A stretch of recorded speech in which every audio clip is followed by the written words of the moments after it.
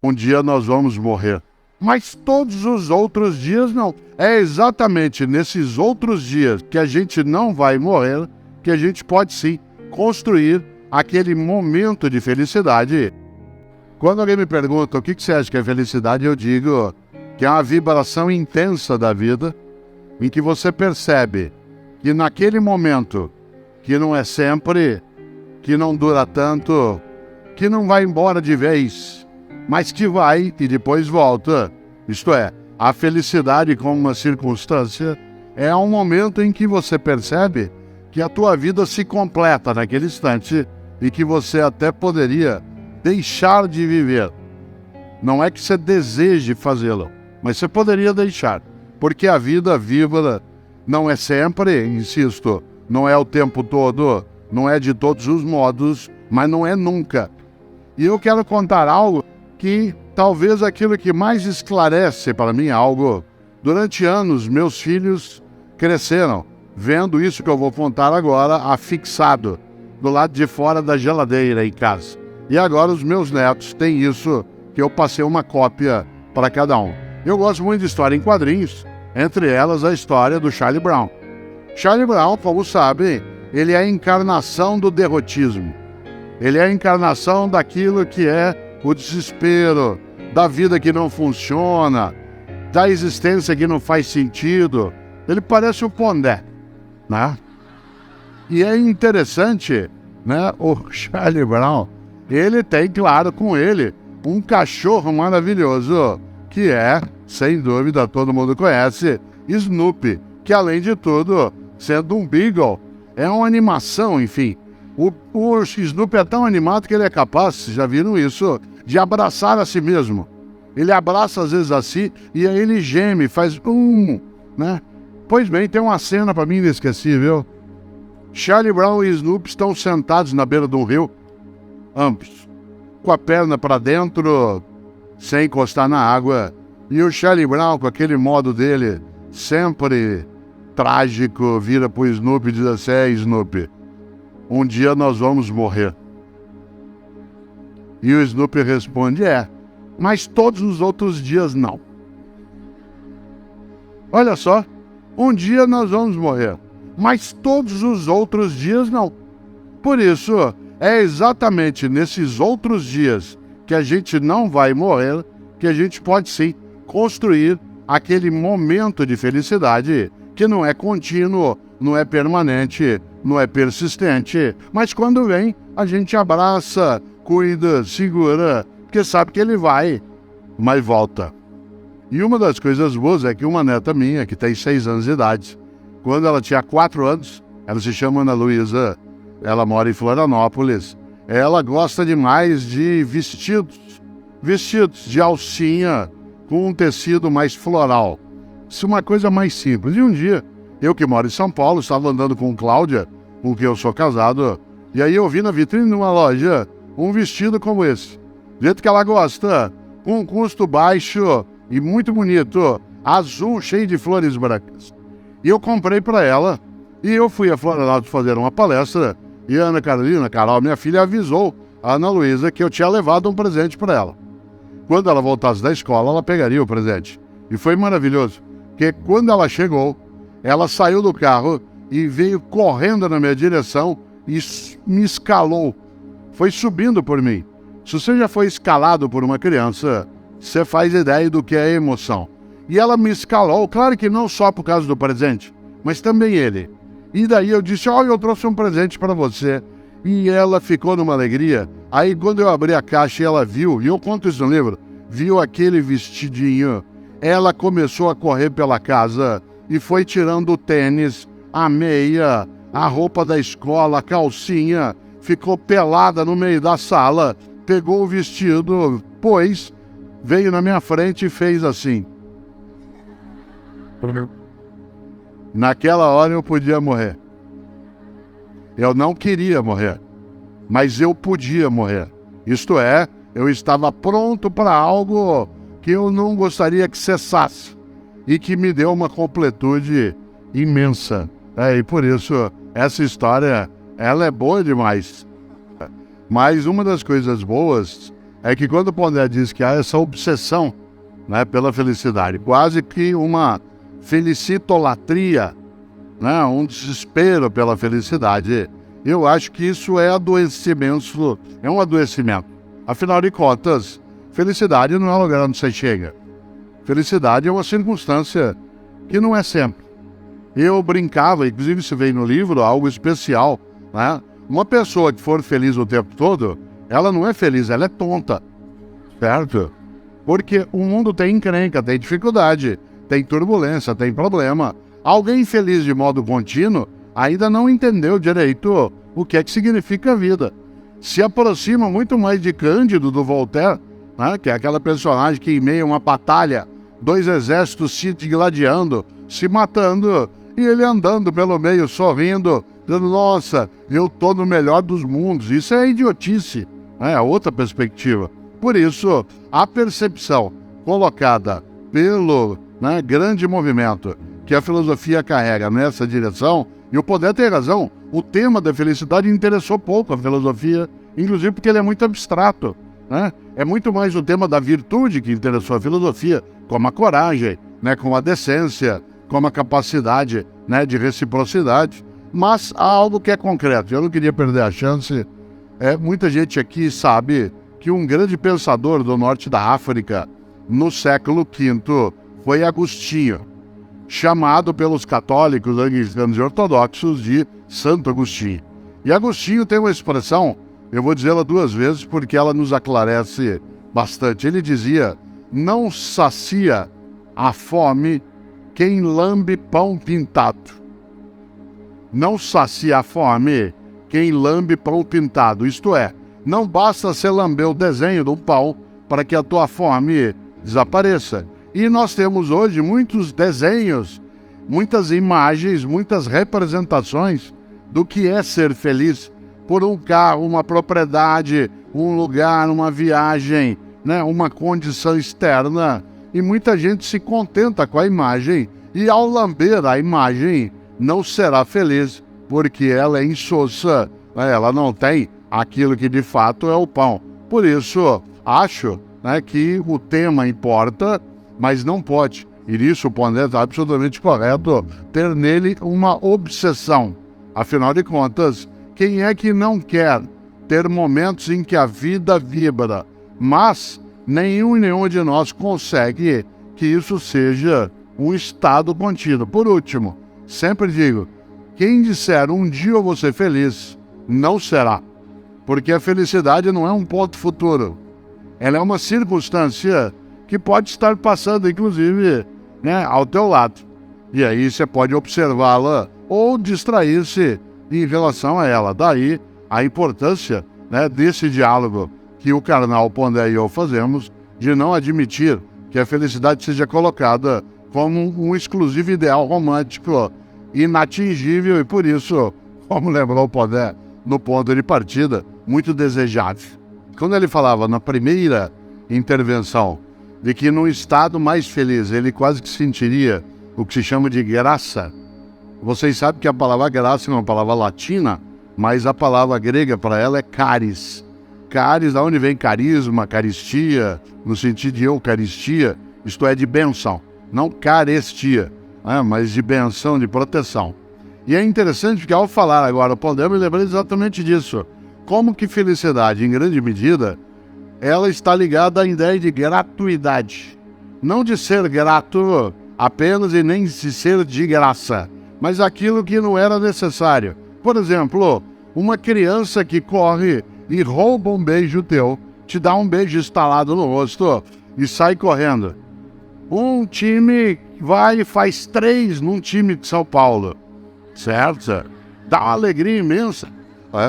A capacidade de você encontrar uma condição que te agrada num determinado momento. Você está procurando um livro aqui na Bienal, durante semanas você pensou em vir e você o acha. Claro que aquele é só um instante, mas como a vida, de fato, ela é feita de instantes, não há outra possibilidade do tempo não ser assim, né, trabalhado. Acho que, nesse sentido, claro que a coragem está em não desperdiçar o instante.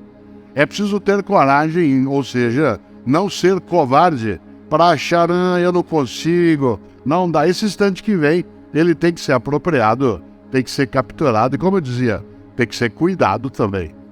Existe uma insatisfação negativa, que é da tristeza, da chateação, do resmungo. Mas existe uma insatisfação positiva, que é quando você não se conforma, quando você não se acomoda, quando você não fica estagnado. Eu dou um exemplo e vou retomá-lo. A água que está nesse copo, ela está conformada, isto é, ela está aprisionada pela forma do copo. Ela está satisfeita, para usar um conceito da física antiga. Ela só conseguirá não ficar podre, que a água parada fede e fica podre, se ela for capaz de transbordar, de sair da borda. A insatisfação positiva é aquela que nos faz sair da borda, isto é, ultrapassar aquilo que nos retém, nos aprisiona. Por isso, no meu entender, existe sim uma insatisfação positiva, não é só positiva, mas há uma delas que o é, que é quando você quer mais e melhor conhecimento, mais e melhor capacidade, mais e melhor afeto. Por isso, a satisfação por completo, ela é muito perigosa, que ela acomoda, relaxa, distrai. Em relação à questão da autenticidade, isto é, como é que eu sou autêntico? Eu até dobrei aqui de propósito. Eu faço algo que eu já relatei em livro. Todo final de ano, do dia 30 para o dia 31 de dezembro, que de 31 para 31, nem sempre a gente está sóbrio, né? Mas de 30 para 31, todos os anos, eu pego uma folha de papel sulfite e dobro ao meio, como eu acabei de fazer com essa, e faço duas colunas. Numa das colunas do lado de cá, eu escrevo no alto, apesar de. E na outra coluna eu escrevo por causa de. E aí eu começo a pensar algumas coisas da minha vida. Exemplo, eu continuo sendo professor, apesar do salário, apesar da dificuldade, apesar do ministério, apesar... Isso é uma coisa. Então, isso é apesar. Aí eu vou lá, eu continuo sendo professor por causa da tarefa, por causa da minha convicção política, por causa do meu modo de afeto. Outra coisa, eu continuo casado com Cláudia, apesar das discussões, apesar da dificuldade, apesar de eventual travamento. Na outra coluna, eu continuo casado com Cláudia porque eu a amo, porque ela é uma ótima parceira de vida, porque ela é uma pessoa muito inteligente. Agora, por que eu estou te contando isso? Porque quando a coluna dos apesares fica maior em número de itens do que a dos por causa, isto é, quando os senões ultrapassam as razões, está na hora de largar.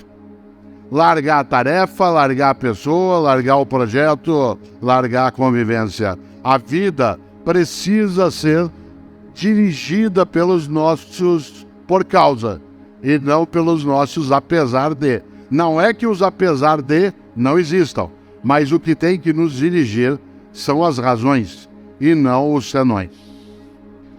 Nem tudo é depressão e nem tudo não é. Eu participei de um documentário que deve entrar aí essa semana, né, no circuito chamado Depressão Não é Frescura. Porque muitas vezes se entende que algumas pessoas que de fato têm depressão, que elas estão simulando, ou elas se acovardaram, ou aquilo é frescura. E não é sempre assim, mas não é o tempo todo, em relação a todas as pessoas.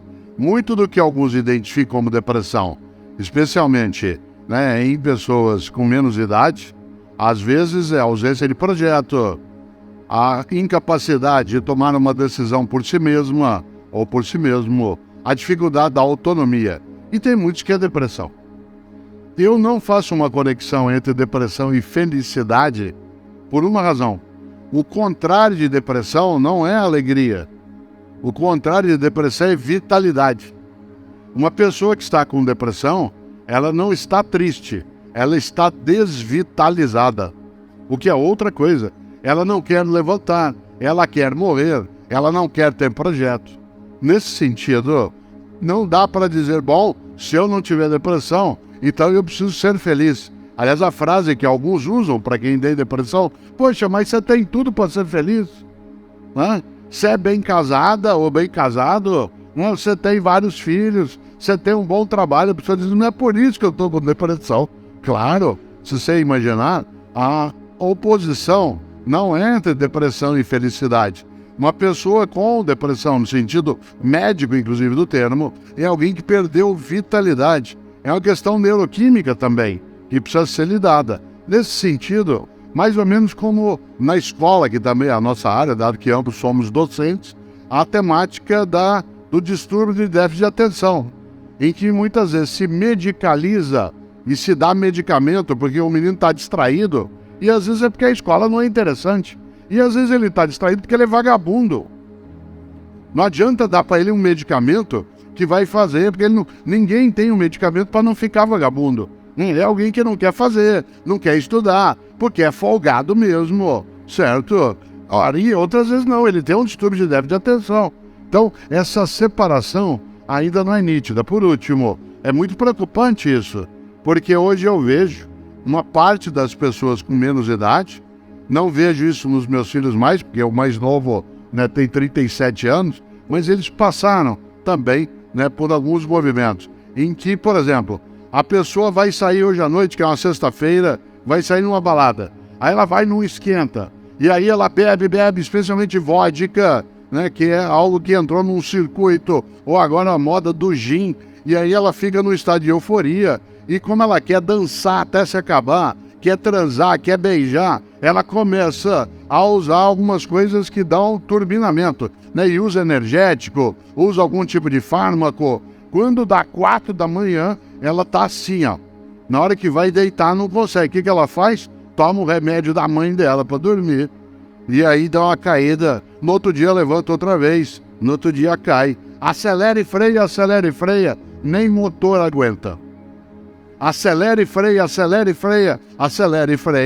nem motor aguenta. É necessário desenvolver um pouco mais da calma. Nós vamos acalmar um pouco o nosso ritmo de vivência. Não é acalmar só o ritmo de trabalho, de dedicação, de vivência no dia a dia. Porque do contrário, logo nós vamos fazer uma classificação coletiva. Todo mundo vai ter algo que vai ser um distúrbio, que a gente vai dizer, é por isso que eu não sou feliz, é por isso que a vida não dá certo. Às vezes é, mas não é sempre. Será que é possível ser feliz num campo de concentração? Eu que sou italiano, e que vivi no Brasil pós-guerra, pós-segunda guerra, sem que houvesse uma marca tão negativa quanto que aconteceu em relação ao judaísmo. Se a gente pega coisas que são muito fortes, como, por exemplo, um filme antigo, quem tem mais idade aqui talvez tenha assistido, que é A Vida é Bela, que vai falar do pai que tenta impedir que o menino sofra, até inutilmente, numa situação de aprisionamento. Será que nessas prisões que a gente vê no Brasil, nos hospitais cheios de desvalidos, nas pessoas que estão na absoluta miséria, é possível ser feliz? É possível ser feliz tanto quanto em qualquer outro lugar. Só que não se será de modo contínuo, direto, persistente. Há momentos em que ela vem. Você pode ter alguém, como é uma frase antiga, em que se diria, olha só, hein, essa pessoa tão rica, né, mas a única coisa que ela tem é dinheiro. Que pena, né? Nesse sentido, a perspectiva de algo. Eu sou comentarista da Rádio CBN e hoje de manhã, né, eu estava organizando um material também para a próxima semana e eu peguei uma frase, que eu não conhecia, do Stanislav Grzlek, que é um cara, né, da Europa Oriental, que diz o seguinte: já notou que a tampa de um caixão ela só é enfeitada para o lado de fora? Isto é, o usuário não tem nada para enfeitar. A tampa de um caixão de defunto Só tem efeito pelo lado de fora. Não precisa do lado de dentro. O que eu quero dizer com isso? A possibilidade de contemplar, de fruir, só cessa com a morte. Então, mesmo em meio, aquilo que é o horror, a felicidade não se ausenta de um modo exclusivo, direto, perene. Eu não quero fingir que sempre é possível ser feliz, mas é sempre possível não ser infeliz o tempo todo, por todas as coisas. É claro que é diferente, a condição de vida que alguém como eu tenha em relação a algumas outras condições, mas isso não significa que eu sou mais feliz. Aliás, no Rio de Janeiro, uma das coisas que a classe média e a burguesia têm como imaginário, você da Rocinha sabe disso, é da festa na laje. De que todo mundo é feliz na laje. Então, se você tiver a feijoada do sabadão na laje, vai ser bom demais. Então, a madame que quer sair na escola de samba, desde que ela possa participar também, daquele grupo que faz na laje. Rico tem vernissage, pobre tem batelagem. Vai batelagem junto, vai arrumar as coisas e tal. Eu acho que há uma certa romantização nessa condição. Não é o lugar que marca. Ele pode favorecer uma vida que seja menos horrorosa, mas ele não cria felicidade. Está fazendo o possível ou melhor? Não é o melhor do mundo, é o teu melhor, na condição que você tem, enquanto você não tem condições melhores para fazer melhor ainda. Pergunto de novo, mas não responda. Está fazendo o possível ou melhor? Insisto, não é o melhor do mundo, se for ótimo, é o teu melhor, na condição que você tem, enquanto você não tem condições melhores para fazer melhor ainda. Porque se você ou eu, podendo fazer o meu melhor, me contento com o possível, eu caio num lugar perigoso chamado mediocridade. Uma pessoa medíocre é aquela que é morna, que está na média, que não é quente nem fria. Lembra quando você chegava da escola que tinha boletim escrito, o pai olhava 6 em português, 5,5 em matemática, 4 em história. Pai, deu para passar. Medíocre. Deixa, eu toco minha vida, isso é mediocridade. Insisto, uma pessoa medíocre é aquela que, podendo fazer o melhor, se contenta com o possível. Exemplo, mediocridade é falta de capricho. Capricho, sabe o que é capricho? Capricho é você fazer o teu melhor na condição que você tem, enquanto você não tem condições melhores para fazer melhor ainda. Exemplo, minha mãe e eu moramos na mesma rua em São Paulo, por coincidência, e às vezes eu passo no caso dela no fim da tarde. E mãe conhece. Às vezes ele olha para mim 5 da tarde e fala assim, você não almoçou ainda, né? E eu falei, não, eu comi um negocinho na universidade. Ela falou, peraí, vou fazer um negócio pra você. E é aquela coisa meio mágica de algumas mães. Em 5 minutos aparece uma coisa pra eu comer. Eu sou filho de italiano, uma coisa comum. Um pouco de talharina com azeite e sal em cima, mais nada. E eu, com a fome que eu tô naquela hora, comeria o prato vazio. Portanto, ela pode fazer qualquer coisa. Mas sabe o que ela faz? Faz um macarrão com azeite e sal, mas antes de servir, pega um tomatinho cereja, corta em 4, põe em cima. Capricho. Capricho é você fazer o teu melhor na condição que você tem, enquanto você não tem condições melhores para fazer melhor aí. Eu, no Paraná, quantas vezes, caipira, ia até a roça visitar a casa de alguém, quem aqui conhece sabe, na roça, aquela casa que a gente chama de pau a pique, casa de barro com madeira trançada, entrava na casa, chão de terra, tudo varrido. Tudo varrido, capricho. Ah, mas o chão já é de terra, capricho. Fazer o melhor na condição que tem, enquanto não tem condições melhores para fazer melhor ainda, para não ser medíocre. Pedia eu para tomar um gole da água na roça, a mulher corria pegar uma canequinha, daquela de alumínio, toda amassada, areada. Eu só varei em volta. Ah, mas já é pobre mesmo. Epa, pobre, mas é limpinho. E tem gente que não é pobre, limpinho não é. E tem gente que é pobre e não é limpinho. Medíocre. Pobre na roça tem roupa de ver Deus. Vai à igreja. Pode, roupa não é nova, vocês têm remendo, mas tá limpinha. E põe no sol para coarar.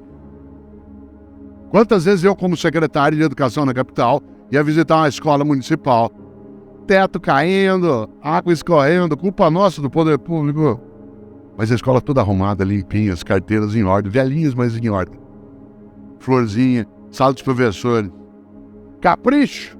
Capricho é você fazer o teu melhor na condição que você tem, enquanto você não tem condições melhores para fazer melhor ainda. Tem gente que é medíocre.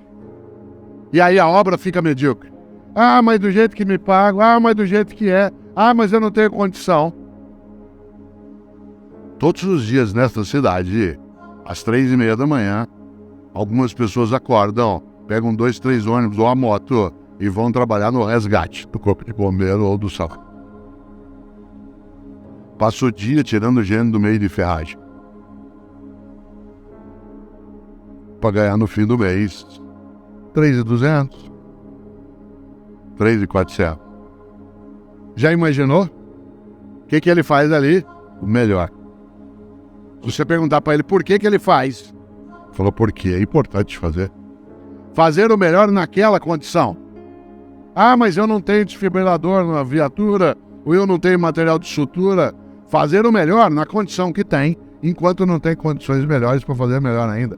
Eu conheço professor e professora, que é a minha área de rede pública do estado da prefeitura, que tem uma carência imensa de material e faz um trabalho magnífico, porque faz o melhor naquela condição, enquanto não tem condições melhores para fazer melhor ainda.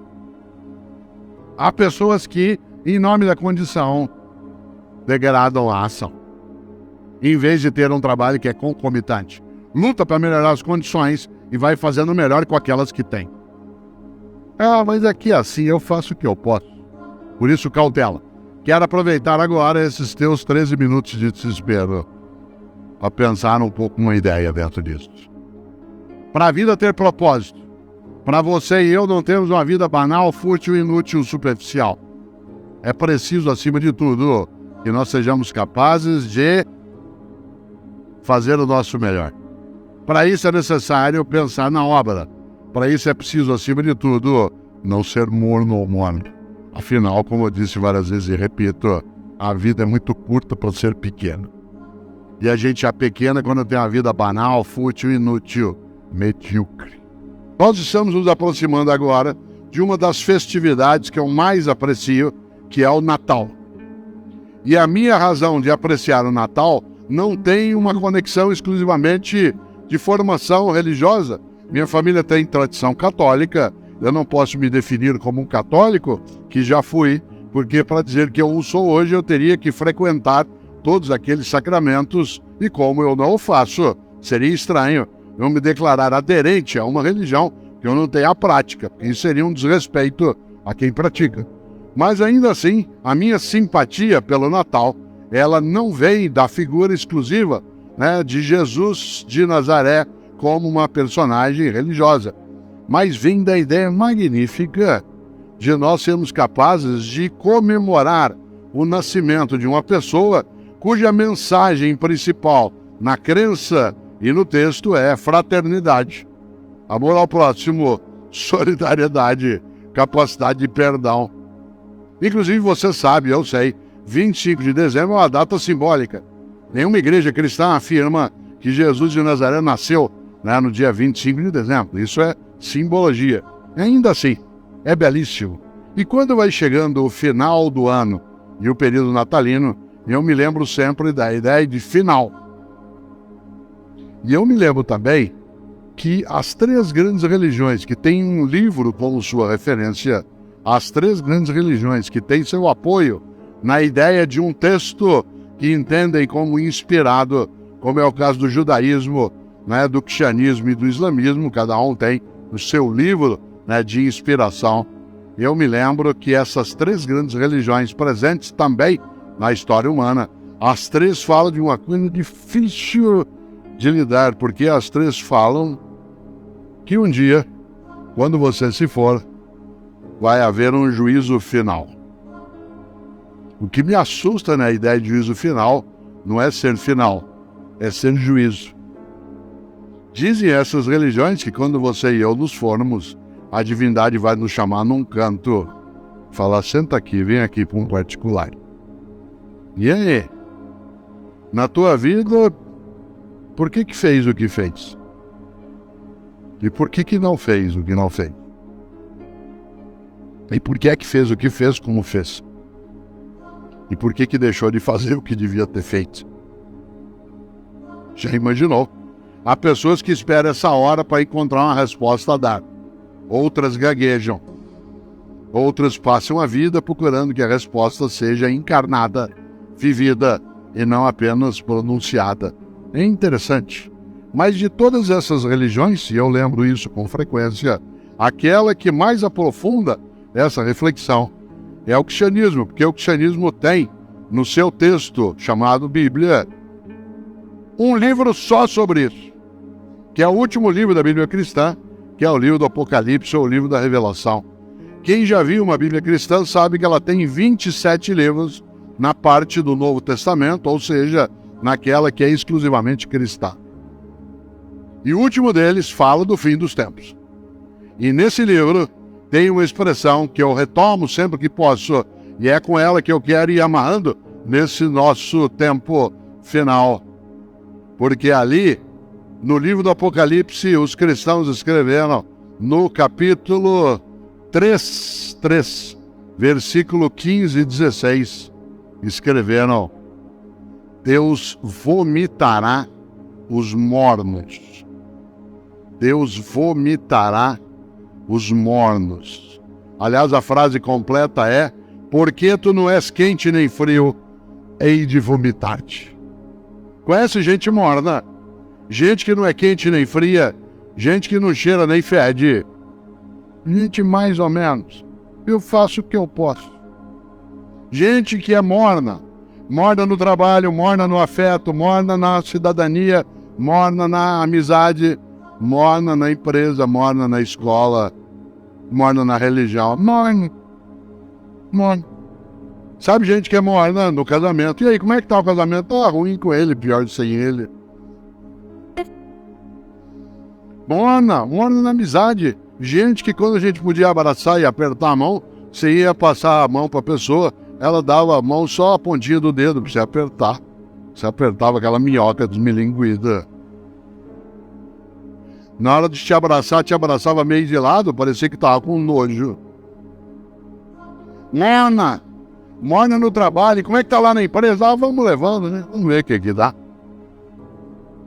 Morna na cidadania. E aí, como é que tá a discussão sobre o Brasil? Ah, não me meto nessas coisas, não. Esquecendo, aliás, uma antiga frase que diz que os ausentes nunca têm razão. Interessante. Morna na religião.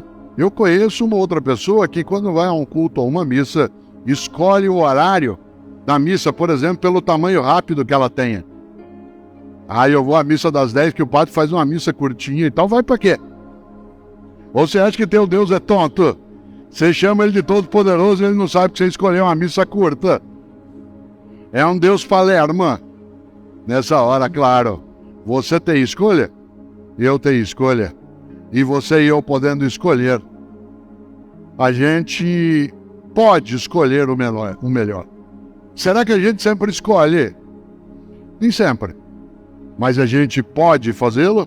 E, no meu entender, essa é a razão dessa palestra, a gente deve fazê-lo. Melhor não é gradação. Melhor não é escala. Melhor é atitude. Escala é ótimo, bom, regular, ruim, péssimo. Ótimo, bom, regular, ruim, péssimo é escala. Melhor é atitude. Você pode ser ótima. Você pode ser ótimo. Você precisa fazer melhor. Precisa para quê? Quem está mandando? Ninguém.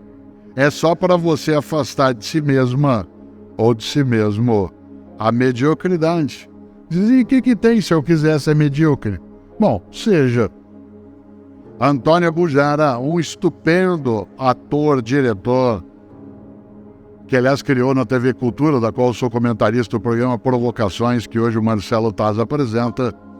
Ele tem uma frase que eu acho genial.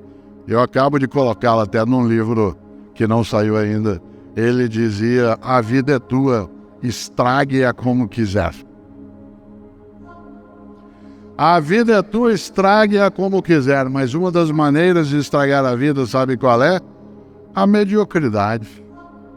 Eu faço o que eu posso. Gente morna. Atenção, Deus vomitará os mornos. Quando eu me for, eu quero sim, encontrando a fonte da vida, seja como for, que ele, ela, o que for, diga: valeu, Cortella. Você procurou, não foi fácil. Você procurou fazer o teu possível melhor. Porque se eu chegar para ele e disser: faço o que eu posso. Ele falou: então, agora você não faz mais. Não tem mais tempo. Olha só. Por que eu digo isso? Porque quando você vem, deixa pleno esse espaço. Numa palestra que é: faça o teu melhor. A competência e o risco da mediocridade é sinal concreto, real, que você não quer, como eu não quero, o risco da mediocridade. Senão você não viria. Você não viria para buscar, sabe o quê? Reflexões. Eu não estou dando receita, nem saberia fazê-lo, mas eu estou refletindo para se pensar. Eu preciso ser o melhor Cortella marido. Insisto, eu não quero ser o melhor marido do mundo. Se for, ótimo. Mas não é essa a intenção. Eu não quero ser o melhor professor do mundo. Eu quero ser o meu melhor modo de ser professor.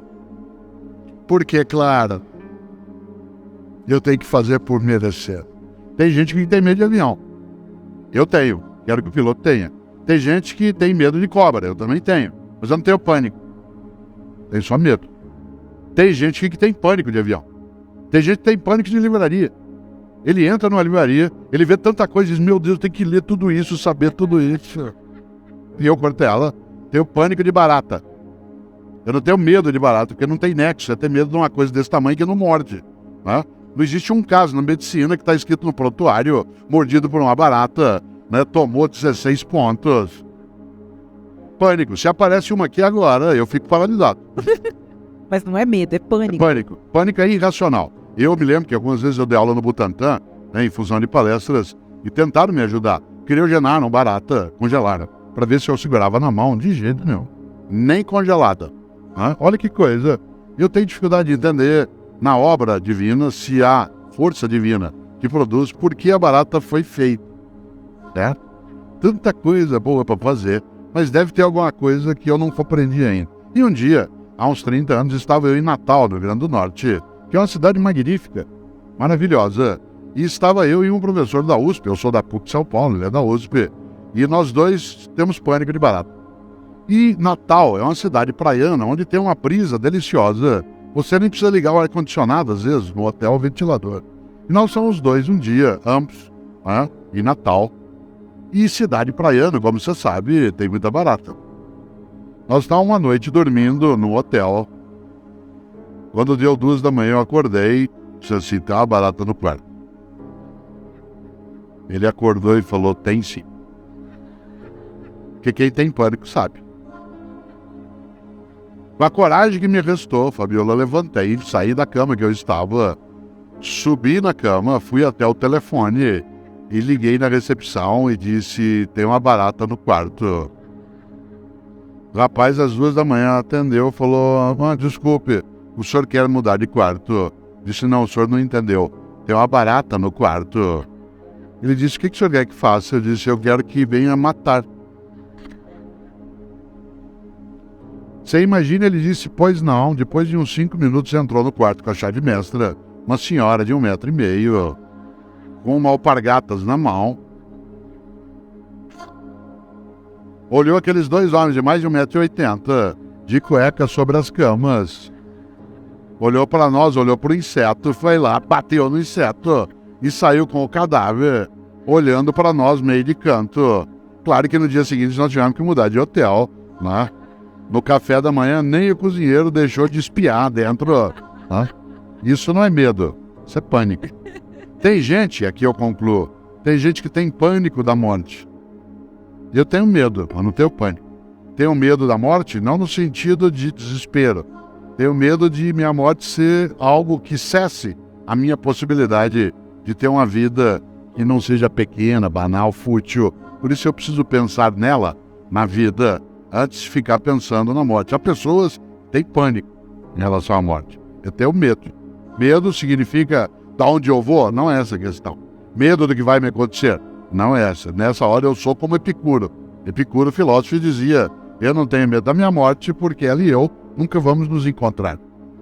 Enquanto eu existo, minha morte não existe. Quando a minha morte existe, eu não existo. Portanto, ela estranha a minha condição. O de Allen é mais direto. Ele diz, eu não tenho medo da morte. Eu só não quero estar lá quando isso acontecer. Né? Claro. Mas eu queria lembrar algo. Nós esquecemos que nós não somos eternos. Para não ter uma vida pequena, banal e fútil.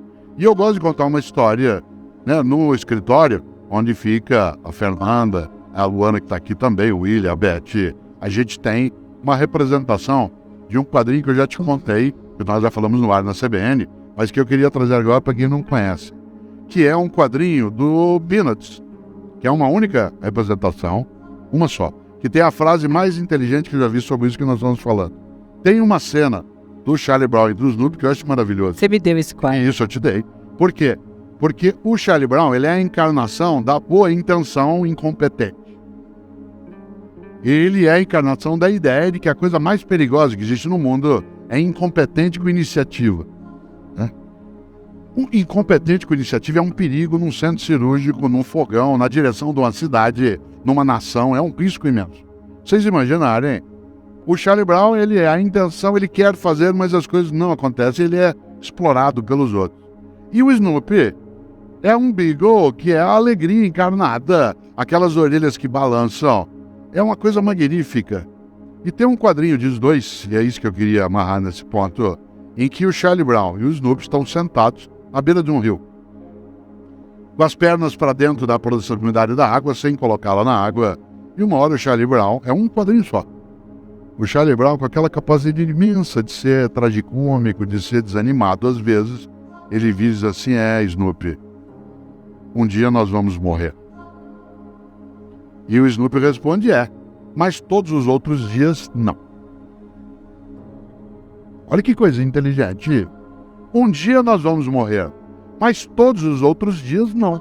Nesses dias que nós não vamos morrer, que a nossa vida não seja descartável, fútil, egoísta, tola, intolerante, odiosa. Que a gente seja capaz, na empresa, na família, nas religiões, na mídia, de pensar na nossa obra, para que a gente tenha noção de que a mortalidade, ela é um fato, mas a vida não tem como sua condução obrigatória ser desperdiçada. Um dia nós vamos morrer, mas todos os outros dias temos e partilhar com as outras gerações que conosco convivem é construirmos uma trilha de propósito em que a gente não admita a mediocridade como sendo nosso horizonte.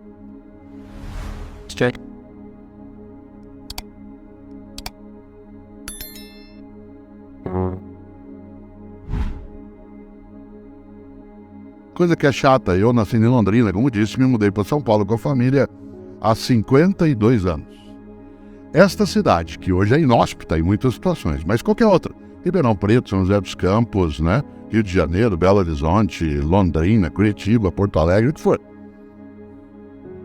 Há 50 anos, em qualquer uma dessas cidades, você saía às 11 da noite do trabalho, da escola, do bar, da igreja, do clube. Você ia andando para casa sozinha ou sozinho. Você ouvia passos de outra pessoa, você dizia, graças a Deus, vem vindo outra pessoa. Sabe do que a gente tinha medo? De defunto. A gente passava longe de muros de igreja ou de cemitério. Hoje você sai às 11 da noite de casa, da escola, do bar. Se ouve passo de outra pessoa, diz, meu Deus do céu, vem vindo outra pessoa. Em algum momento a gente se habituou e começou a achar que eu posso fazer. A vida é assim, eu faço o que eu posso. Interessante, porque essa geração que está agora com menos idade, que por exemplo hoje está fazendo vestibular aqui, ela não pode ser formada com a percepção de que a gente deva adotar a mediocridade como sendo nossa referência para algumas coisas. Isto é, deu para passar? Claro que não. E mediocridade, como eu dizia, hábito. O contrário também, que é capricho. Também é hábito. Ao acordar, eu estou sozinho.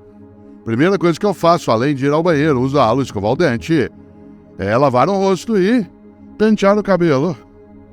E a barba? Pra quem? Por que pentear o cabelo e a barba? Pra mim. Sabe por quê? Porque se eu habituar, não tem ninguém vendo. Ou vou sair no domingo, eu vou pra FAAP assistir uma palestra, ou fazer uma palestra. Eu não vou arrumar a cama. Pra quê? Vou usar de novo à noite.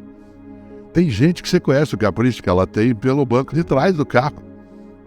Tem tantas coisas naquele banco. Resíduos alimentares que uma inspeção do CSI acharia, né?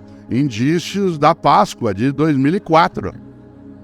Bolachas que estão ali no meio, encontráveis quase próximos daquilo que já iria para o Museu FAAP aqui. Capricho. Capricho. Ontem eu estava observando e pensando, sentado aí. Puxa vida, que falta Tarcísio Meira mostrar? Que falta Jô Soares mostrar? O que falta Natália Timber mostrar? O que falta? Ele podia dar pro gasto. Mas não. Né? Em alguns momentos vem uma fúria interna. E essa fúria é a fúria não da arte apenas, e claro que ela também, mas é a fúria da energia que move uma pessoa que não deseja ser medíocre. Descortela. Se é gerações em ebulição, o que mediocridade tem a ver com isso? Muito, porque nós precisamos afastar de nós e daqueles que conosco chegam nesse mundo contemporâneo qualquer tipo de atração pela mediocridade em relação a várias faces do nosso cotidiano. Claro que as gerações são diversas. Claro que hoje nós temos, por exemplo, uma nova geração que está com 18, 20 anos de idade, que tem algo incrível, um encantamento pelo passado. Já imaginou? Você vai almoçar daqui a pouco e você vai procurar um lugar. E o restaurante será tanto mais contemporâneo e, portanto, mais avançado. Ele será quase hipster se ele tiver o cardápio escrito com giz numa lousa. Num mundo de eclosão, de tecnologia, de mundo digital, de LEDs, a modernidade é chegada por meio de uma lousa com giz. Eu estou dizendo isso por uma razão. Porque a gente precisa cautela para tomar conclusões apressadas em relação ao que nós temos de fazer. A principal marca e tarefa que temos de partilhar com as outras gerações que conosco convivem nessa contemporaneidade é construirmos uma trilha de propósitos em que a gente não admita a mediocridade como sendo nosso horizonte, em qualquer área, no âmbito da política, da religião, da profissão, do negócio. Claro, afinal de contas, os caminhos são múltiplos, só que há um contributo imenso das gerações que estão chegando e há um contributo imenso das outras gerações que já estavam. Isto é, muita gente aqui tem muito mais idade, como é o meu caso, do que os jovens que entrarão na nossa sala de aula ou entram na nossa sala de aula. Há muita coisa que eu posso contribuir e o contrário também. Parece óbvio, nem sempre se admite essa percepção de ambos os lados. Há hoje, por parte, como eu dizia, de uma parcela das novas gerações, uma certa mitificação do passado. Alguns, por exemplo, decidiram, e vêm fazendo, ir buscar suas raízes nos países da onde os seus ancestrais vieram, que é uma viagem quase que de natureza ontológica, para usar um termo da filosofia, em que se vai para o lugar onde os avós ou os bisavós vieram, né? Porque nossos avós e bisavós vieram, às vezes, de outros países, como é o caso da quase totalidade de nós aqui, mas eles queriam deixar aquele lugar que vieram para trás. Porque aquilo, se alguém vivesse no lugar onde ele pudesse ficar, teria ficado. E veio porque não podia ficar. E ao vir, quis romper. Pois bem, uma parte da nova geração vai em busca dessas raízes. E é claro que vai buscar as raízes nas nações onde avós e bisavós viveram, porque aquilo dá uma certa identidade num mundo de volatilidade, de velocidade, de superficialidade das relações, em que a gente está num instante e que, vez ou outra, é preciso deixar claro algumas coisas em que você o tempo todo está sendo avaliado Eu, essa semana, aliás, anteontem, em relação a um dos meus filhos, por conta até de um debate que tivemos de natureza profissional, eu tive que lembrar ele algo que às vezes ele esquece. E eu também não posso esquecer disso em relação a ele. Mas eu tive que lembrar ele por escrito. Você não é nem meu juiz, e nem meu avaliador. Não é você que decide, e nem eu estou pedindo para você me avaliar. Claro que ele pode falar a mesma coisa para mim, ambos somos adultos. É dizer assim, não, mas você tem o direito de fazê-lo, você é o pai dele. Uma relação de adultos pressupõe uma capacidade de equidade. Claro que a minha responsabilidade, a noção de reverência e respeito, ela coloca uma outra condição também. Mas nós hoje temos relações em que o mundo digital, por exemplo, nos colocou sob perspectiva o tempo todo. Eu, por exemplo, estou nas redes sociais, escrevo livros, faço comentário de TV e de rádio, sou professor. O número de pessoas que decidiu que ela pode palpitar sobre a minha existência, sobre as minhas escolhas, minhas opções, o que eu falo, o que eu escrevo, é imenso. Você já imaginou? Pessoas escrevem dizendo, você precisa tirar essa barba. Quase que eu respondo de volta, o que você tem com isso? Eu não sou um servidor público, eu sou uma pessoa pública. Ser pessoa pública é diferente de servidor público. Um servidor público tem que dar satisfação. Ele está sendo remunerado e contratado por uma sociedade para prestar serviço, seja no executivo, no legislativo ou no judiciário. Ele sim tem que dar satisfação a quem é o seu patrão. Mas eu sou só uma pessoa pública. E de repente, as relações apressadas se dão de vários modos. Eu, num comentário que fiz no rádio na sexta-feira, lembrei, hoje o grande tribunal que funciona 24 horas é a família. Você tem grupos de redes sociais com a família, é um tribunal dioturno. Ele funciona 24 horas, sem interrupção. Você está sendo avaliado, julgado, não sou eu, qualquer um de nós. Se você não der bom dia para todo mundo, às 7h12, se você deixar algum para trás, parece uma ruptura de sangue. Mas é a mesma pessoa que nunca te procura para oferecer nada. Teu celular tocou. Hoje a gente tem identificador de chamada. Vocês veem o nome, você sabe que a pessoa vai pedir alguma coisa para você. Ela nunca liga para te oferecer um saco de manga, 1 litro de jabuticaba. Só liga para pedir. Mas te avalia, te julga, se chateia, fica melindrada ou melindrado se você não responde bom dia, família. E nós começamos, de repente, a nos perder e nos enredar em algumas trilhas que levam a lugar nenhum. E não sobra para nós tempo para aquilo que é importante. Nós passamos uma boa parte do tempo cuidando do urgente e deixamos o importante de lado. Claro que o urgente tem o seu lugar. Aliás, o urgente também tem que ser lidado, mas ele não pode obscurecer o importante. Por exemplo, o que é urgente?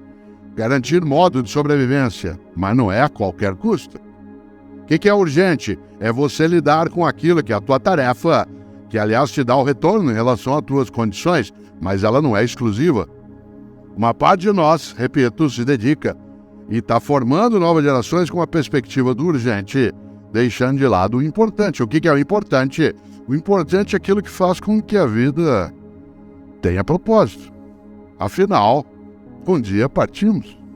E meu avô Ettore, italiano, todos os dias, quando nós, os netos, acordávamos de manhã, e ele vivia no interior de São Paulo, e quando a gente lá estava e podia encontrá-lo, meu avô, todos os dias, quando a gente acordava, ele nos perguntava sempre 2 coisas. E eu passei a vida perguntando isso aos meus filhos, e agora, quando posso, pergunto aos meus netos. Todos os dias, assim que a gente acordava, ele perguntava, quais são os teus planos para o futuro? Todos os dias. Isso era irritante. Porque isso nos obrigava a ter que pensar em futuro. E eu só queria aproveitar aquele momento. E ele dizia, não é para você não aproveitar, apenas que você não pode só aproveitar o momento. Isto é, como diz o Contardo Caligares, um grande psicanalista italiano, é parte da nova geração, ela vive hoje como se ela fosse adulto em férias. Não trabalha, não cuida, vai ao cinema, passeia, janta fora. Ela vive como se ela fosse um adulto em férias. Claro, e aí cai numa armadilha, confunde desejos com direitos. Eu quero, você tem que me dar. Você deu é pouco, quero mais. Como se você fosse apenas alguém que tem a obrigação de prover meios, condições, felicidade e exaurir a tua existência.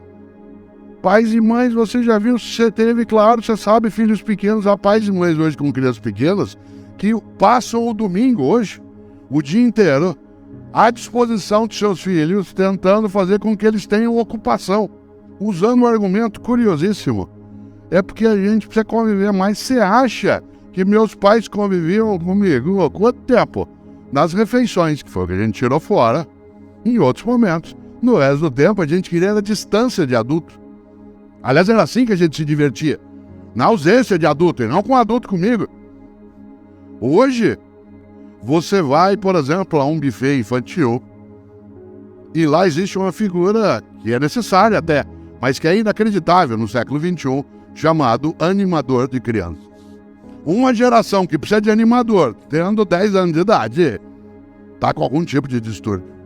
Famílias inteiras saem de casa, hoje, domingo, saem de casa e vão ao restaurante comer comida caseira. E saem de casa para fazê-lo. Tem algum tipo de doença nisso. Gente, vamos comer comida caseira? Vamos embora. Vai todo mundo. Sai de casa para comer comida caseira. Tem alguma perturbação psiquiátrica nessa questão? Sei, somos nós. Ri de quem? Animador de criança, criança aos 10 anos de idade, 12. Ela nem tem hormônio, ela tem demônio. É uma coisa, né, de outra natureza. Aquilo ferve numa outra direção. Aliás, quem é professor aqui sabe o que é demônio em vez de hormônio, né? Não só no ensino médio, até na universidade, porque a gente tem uma noção hoje de adolescência estendida, né? A parte dos pensadores entende a adolescência como sendo quase 30 anos de idade, né? E não 17 como era até pouco tempo. Já se trabalha com essa noção de uma adolescência estendida por conta até do tempo nosso médio de vida ter sofrido também, ainda bem, né? Uma extensão, mas a grande questão, meu avô, era: quais são teus planos para o futuro? A outra pergunta era mais densa. O que você quer na vida? Ser o mais rico do cemitério. Essa frase não significava não tenha patrimônio, não tenha propriedade. Significava não tenha só isso. Pense naquilo que serve para a tua vida, que é curta, não ser pequeno.